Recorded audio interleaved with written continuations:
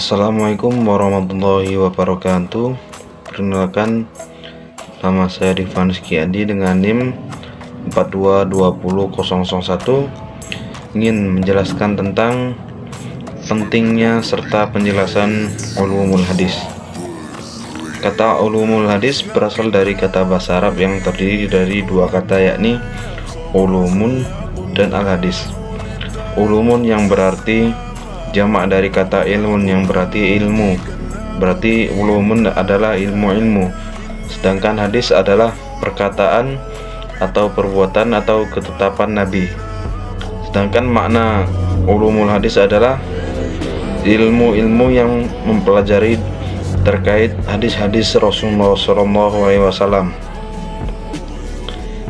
Manfaat dari ulumul hadis ialah untuk kita mengetahui kedudukan sanad atau matan, diterimanya atau ditolaknya hadis tersebut.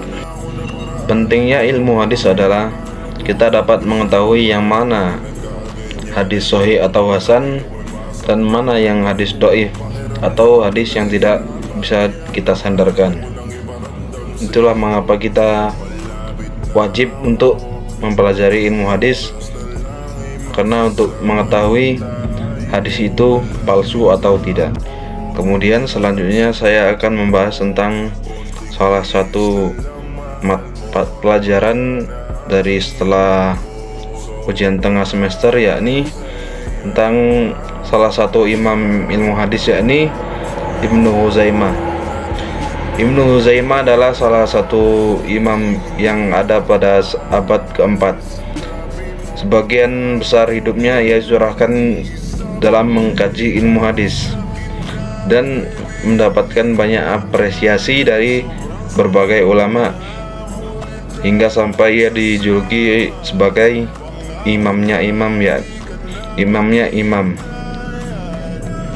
Dan juga beliau banyak juga mengeluarkan karya-karyanya yang mendapatkan apresiasi para ulama, yakni kitab yang menjelaskan tentang hadis sahih yang dikeluarkan selain dari hadis Bukhari dan Muslim.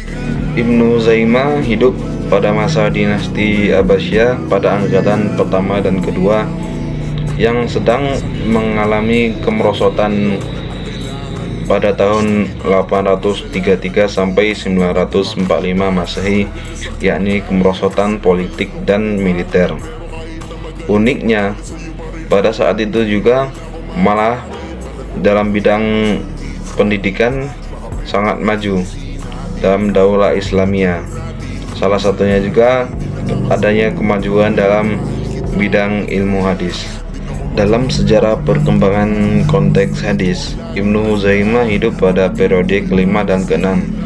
Pada periode kelima ini berlangsung selama 3 Hijriah, yakni adalah masa pemurnian, penyihatan dan perkembangan hadis. Dan pada periode keenam berkisar selama 3 sampai 7 tahun Hijriah, yakni adalah masa pemeliharaan, penerbitan dan perhimpunan hadis.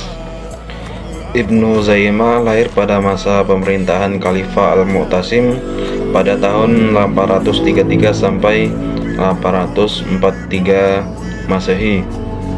Selama masa pemerintahan Al-Mu'tasim tidak berbeda dengan para pemerintah terdahulu, yakni menekan dan sampai menyiksa para ilmu hadis, dan juga kepada khalifah selanjutnya, yakni bersikap sama pada para ahli hadis, yakni al-wasik, dan juga ia menekan dan selalu menyiksa para ahli hadis. Pada masa Al-Mutawakkil, yakni tahun 847 sampai 861 Masehi, perkembangan ilmu hadis sangat pesat, berbeda dengan 3 khalifah sebelumnya. Ia lebih sejalan dengan para ilmu hadis dan ia lebih selalu menaruh minat dalam perkembangan ilmu hadis.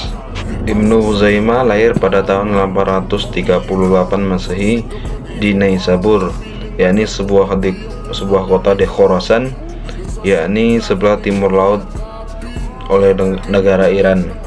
Nama lengkapnya adalah Abu Muhammad bin Ishaq bin Khuzaimah. Namanya dinisbatkan oleh kakeknya, yakni Khuzaimah. Hingga sekarang nama beliau dikenal oleh kita, yakni Ibnu Khuzaimah. Ibnu Khuzaimah memulai pendidikannya dengan mempelajari Al-Quran. Sejak kecil ia telah mempelajari Al-Quran, dan ia sangat ingin sekali bertemu dengan Qutaibah. Dan ketika ia meminta izin kepada ayahnya menyarankan untuk terlebih dahulu memahami isi-isi dari ayat Al-Quran. Dan setelah ia dianggap mampu dan memahami Al-Quran, ia baru diperbolehkan untuk pergi melewati Marwa dan bertemu Muhammad bin Hisham serta Ibnu Qutaibah. Setelah usianya genap 17 tahun, ia melakukan pelihatan intelektual ke berbagai daerah-daerah Islam seperti Marwa, Syria, Wasit, Baghdad, Basrah dan Kufah dan lain-lain. Dan selama itu pula ia berguru kepada banyak ulama pada masa tersebut.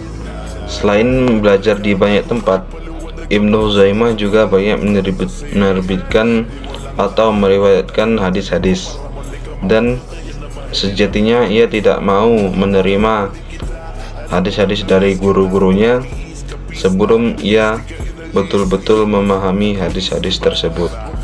Ibnu Khuzaimah memiliki banyak murid.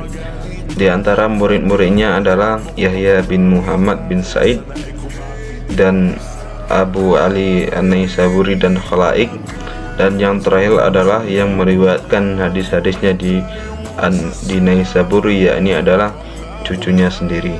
Dan yang terakhir, Ibnu Khuzaimah wafat pada tahun 923 Masehi di Naisabur di Iran.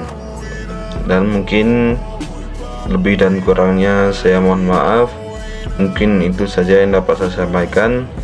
Wassalamualaikum warahmatullahi wabarakatuh.